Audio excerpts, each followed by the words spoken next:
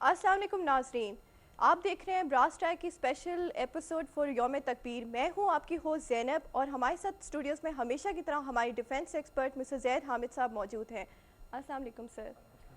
ناظرین، اس ایپیسوڈ میں ہم نے اپنے نوجوان نسل میں سے کچھ گیسٹ کو بلایا ہے۔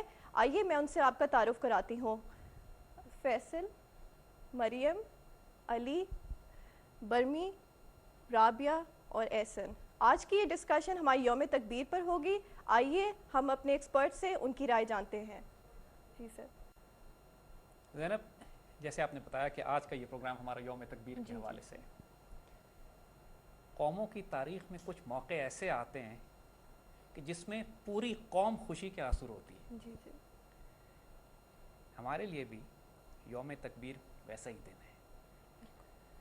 نہیں، پاکستان کی تاریخ میں ایسے موقع کم آئے ہیں، لیکن آئے ہیں۔ جب پاکستان بنا 1947 میں، جب رات کو ریڈیو پاکستان کا اعلان کیا گیا، پہلی دفعہ جب دنیا نے یہ سنا کہ یہ ریڈیو پاکستان ہے، اس وقت وہ تمام مسلمان جو ہجرت کر رہے تھے پاکستان آنے کے لیے، جنہوں نے اپنے خاندان، اپنے گھر، اپنے بار، اپنی آبروئیں لٹائی تھیں اس ملک میں پہنچنے کے لیے، اور لاکھوں تو گھروں سے نکلے تھے، پاکستان نہیں پہنچ پائے، راستے میں کاٹ دیے گئے۔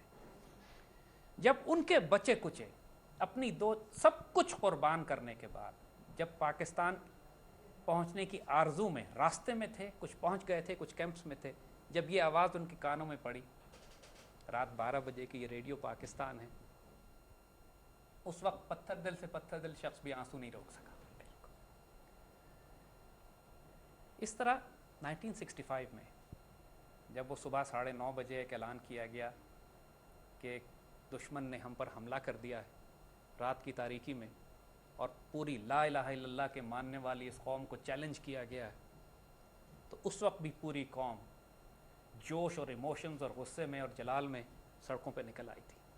ہماری یونٹی کا اتنا شاندار مظاہرہ جو 1947 میں ہم نے کیا تھا پاکستان بناتے وقت، 65 میں اس کی ایک ریپلیکا تھا۔ 71 میں پوری قوم روئی تھی، ہم دکھ اور تکلیف میں روئے تھے، ہمارا اپنا بازو کٹا تھا، قوم نا امیدی اور مایوسی میں چلی گئی تھی۔ بہت کم موقع بیچ میں ایسے آئے جو اتنے تکلیف دہ ہو سکتے ہوں۔ ہماری اسلامی تاریخ میں سقوط بغداد تھا، بغداد کا جب فال ہوا تھا تو پوری امت روئی تھی۔ چنگیز خان، ہلاکو خان کے ہاتھوں جب بغداد تباہ ہوا تھا، پوری امت مسلمہ پر موت طاری ہو گئی بے قدرے۔ جب صلیبیوں کے ہاتھوں بیت المقدس جب مسلمانوں کے ہاتھ سے نکل گیا تھا، اس وقت پوری امت مسلمہ روئی تھی۔ جب خلافت عثمانیہ کا زوال ہوا، جب خلافت تباہ ہوئی، 800 سال کا خلافت عثمانیہ اور 1400 سال کا مسلمان انسٹیٹیوشن پہلی جنگ عظیم کے بعد، اس وقت امت مسلمہ روئی تھی، اور پھر 71 میں روئی تھی۔ یہ صرف ہمارا دکھ نہیں تھا، انڈونیشیا سے لے کر ویسٹ افریقہ تک جہاں جہاں مسلمان بکھرے ہوئے تھے، اس سے پہلے 67 میں بھی امت روئی تھی کہ جب بیت المقدس ہمارے ہاتھ سے نکل گیا تھا 6 ڈیز وار میں۔ اسرائیل نے جب بیت المقدس شریف پہ قبضہ کر لیا، 900 سال ہمارے ہاتھوں میں رہا، پھر اسرائیل لے گیا ہم سے۔ پاکستانی قوم کے لیول پر 92 میں ہم بڑے خوش ہوئے تھے جب ورلڈ کپ جیتا تھا ہم نے۔ وی آل remember that time.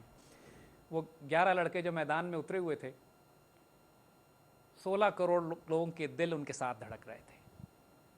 And you can't imagine کہ جو ہیڈ لائن اخبار میں لگی تھی، we rule the world, we rule the world, ایک سینس آف آنرشپ، ایک سینس آف ڈگنیٹی، ایک sense of achievement, we did it.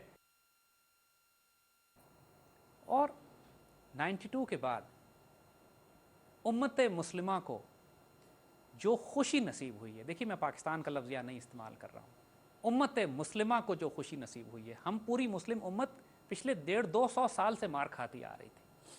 خلافت اسلامیہ، خلافت عثمانیہ تباہ ہوئی، مغل امپائر تباہ ہوئی، انگریزوں کی حکومت ہم پہ ہوئی، 1857 میں ہمیں شکست ہوئی، پہلی جنگ عظیم کے بعد مسلمان ریاست خلافت کے حصے بکھرے توڑ دیے گئے، کہیں پہ ہمیں عزت نصیب نہیں ہو رہی تھی بحیثیت امت۔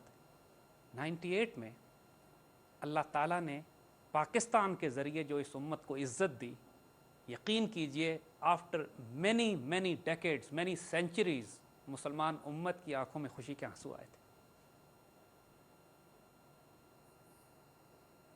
I get emotional.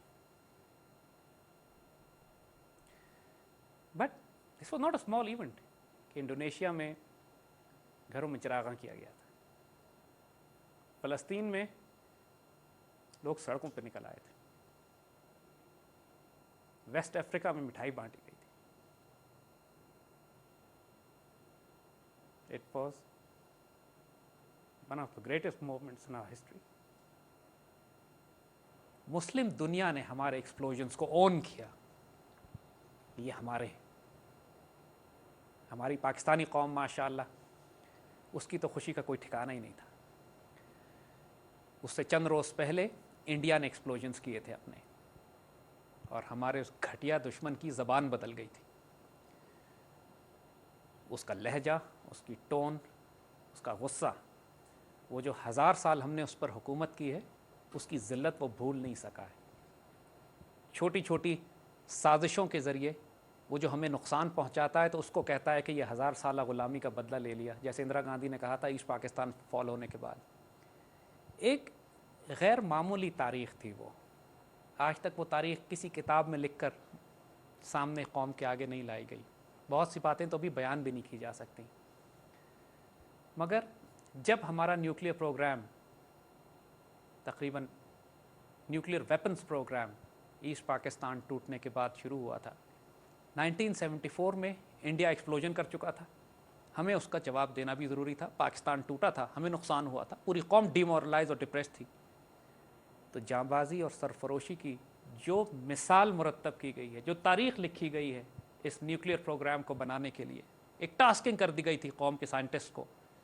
ہمارے سائنسدان جو باہر سے آئے اس پروجیکٹ کو سنبھالنے کے لیے, بڑے بڑے مشہور نام ہیں, ڈاکٹر منیر ہیں, ڈاکٹر اشفاق ہیں, ڈاکٹر سمر ہیں, ڈاکٹر قدیر ہیں. یہ تو نام ہے جو ہم جانتے ہیں, ہیروز ہیں ہماری قوم کے اور امت کے.